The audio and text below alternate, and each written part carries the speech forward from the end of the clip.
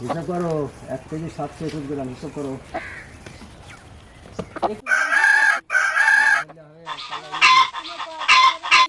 কি নেবো? তাড়াতাড়ি করো, আমি চলে যাব। না ওয়েট করো, ওয়েট করো, ওয়েট করো। এই ওয়েট হয়ে গেছে তো। 3 কেজি 700। ওই দেখি দেখি। 700। ওয়েট করবো? হ্যাঁ ওয়েট করো। এই তো ঠিক আছে, নাও। ঠিক আছে দাও। হয়েছে? ব্যাস 310 টাকা দাও।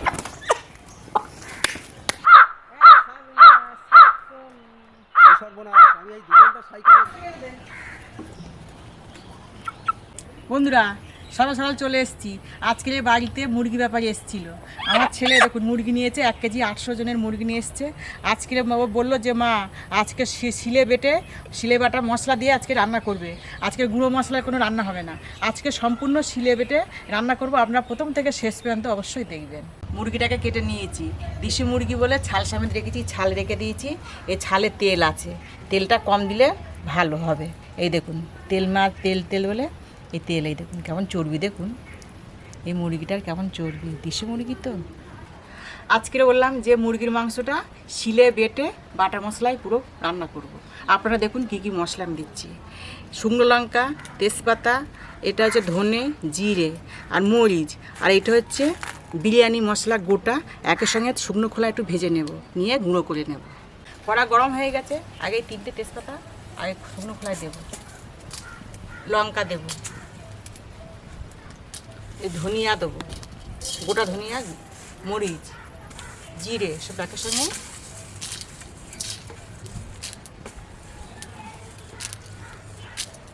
এটা লাস্টে দেবো, বিরিয়ানি মশলাটা। এটা গরম হয়ে গেলে শেষে বিরিয়ানি মশলাটা দেব।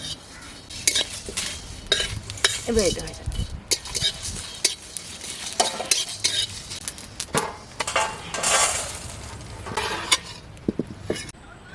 গোটা মশলাগুলো ভেজে নিয়েছি, এবারে কড়াইতে তেল দেব, এলাচ দেবো, এলাচ দেওয়ার পরে পেঁয়াজ দেবো, তেজপাতাটা দেবো না, তেজপাতাটা বেটে দেবো। পেঁয়াজটাকে ভালো করে লাল লাল করে ভেজে নেব।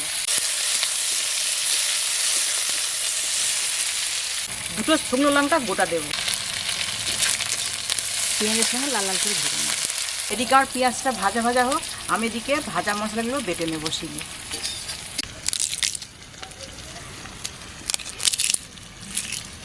বন্ধুরা আজকে পুরো সম্পূর্ণ বাটার মশলায় রান্না করব, ওই জন্য মশলাগুলো বেটে নেব।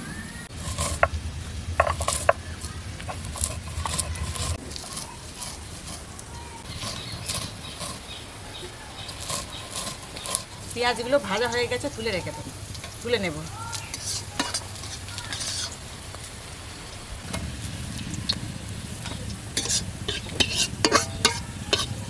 পেঁয়াজ তুলে নিয়েছি, এবারে মাংসগুলো তেলে ভেজে নেব।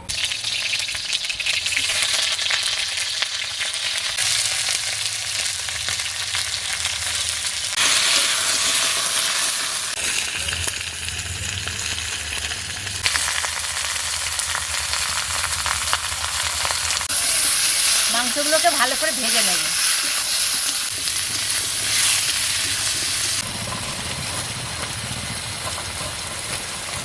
এই যে এই মশলাগুলো ভেজে বাটছি, শিলে বাটাটা কত সুন্দর স্বাদ, আর মেশিনে বাটা সেটা আলাদা রকম, অন্যরকম স্বাদ। এতটা স্বাদ হবে না। এই মশলা ভাজার স্বাদটা এত সুন্দর ভুলভুল করে সেন্ট বার হচ্ছে, কী বলবো আপনাদেরকে। আপনারা এভাবে করে খাবেন, দেখবেন কত সুন্দর স্বাদ হবে।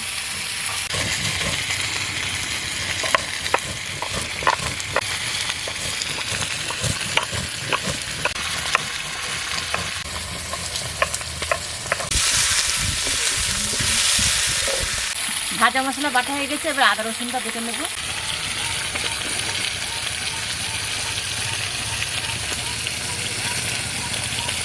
আদা,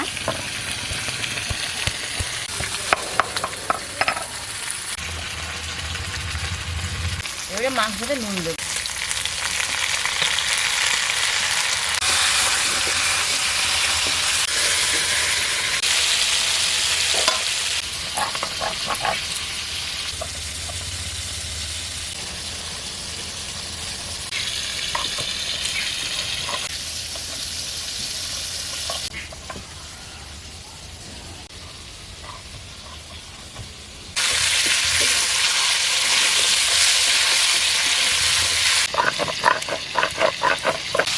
টাইমে তো মুরগি কাটা হয়েছে, তো তেল দেখুন কত সুন্দর তেল বার হয়েছে, কত তেল, এই দেখুন। আর মাংসটাকে ভালো করে ভাজা হয়ে গেছে, এবারে মশলা আদা রসুন বাটা দেবো। মাংসটাকে লাল লাল করে ভেজে নিয়েছি, এবারে আদা রসুনটা দেখুন ফুল ভালো করে পিষিয়ে একটু আদা পেশা দিয়েছি। শিলের আদা পেশা বেটে মাংস করে না খুব সুন্দর ভালো স্বাদ হয়। আদা পেশা করেছি, এই আদা পেশাটা খুব ভালো হবে। এই মশলাটা দিয়ে দেবো।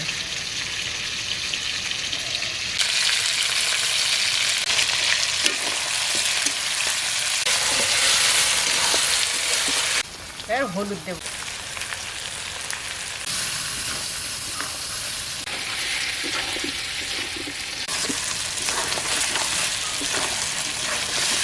মাংস তো প্রায় কষা হয়ে গেছে, এবারে আলু কি করছে নুন আর হলুদ দিয়ে অল্প করে সিদ্ধ করে ফেলে দিয়েছি জলটাকে, এবারে আলুগুলো দিয়ে দেবো।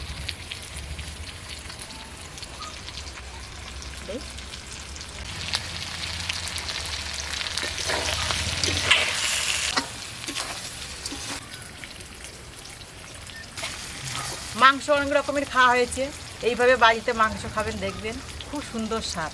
আদা রসুন অল্প করে পিষা হাত থাকবে, বেশি মিহি করবেন না।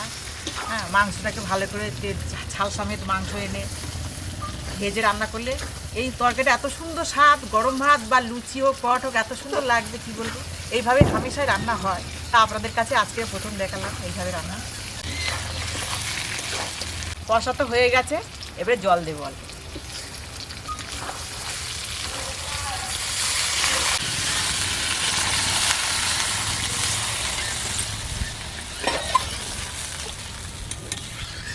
এই ভাজা পেঁয়াজ এবার দিয়ে দেবো।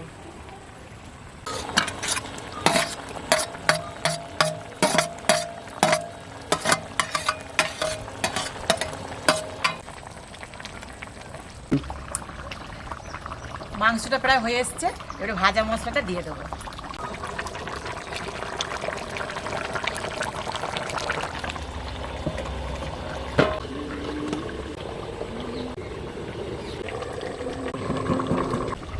বন্ধুরা, মাংস প্রায় হয়ে এসছে, ঢাকনাটা খুলে নেব।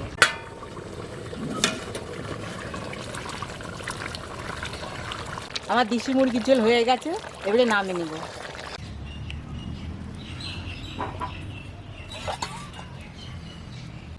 দেখুন মাংসর কালারটা কত সুন্দর হচ্ছে, কিন্তু আজকের কোনো গুঁড়ো মশলা দেয়নি, শুধু হলুদ ছাড়া সবই বেটে দিয়েছি। রঙটা দেখুন কত সুন্দর হয়ে এসছে, যেমন রঙ তেমন খেতে স্বাদ, খুব সুন্দর হবে এইভাবে খেলে। বন্ধুরা, দেশি মুরগির ঝোল হয়ে গেছে, বাড়িতে তৈরি করে খাবেন, ভালো লাগবে। আমাকে কমেন্ট করে জানাবেন এবং আমার পাশে থাকবেন, আমার চ্যানেলটাকে সাবস্ক্রাইব করে দেবেন।